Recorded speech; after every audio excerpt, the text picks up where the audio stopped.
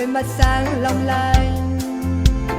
Con của Tây Nguyên, người con của Tây Nguyên, người con của núi rừng, miền đất đỏ Ba Gian. Trong mùa lúa bội thu,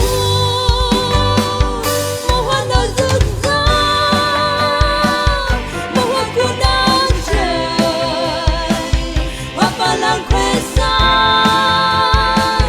Ôi núi rừng Tây Nguyên, hey hey hey hey, hey hey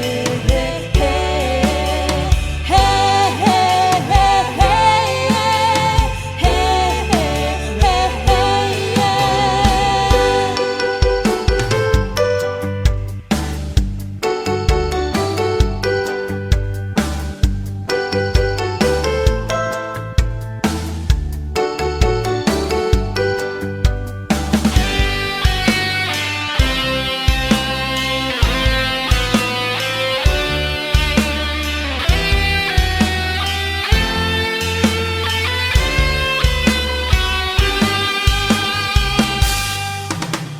em, người cô gái ban na, đôi mắt sáng xa xăm.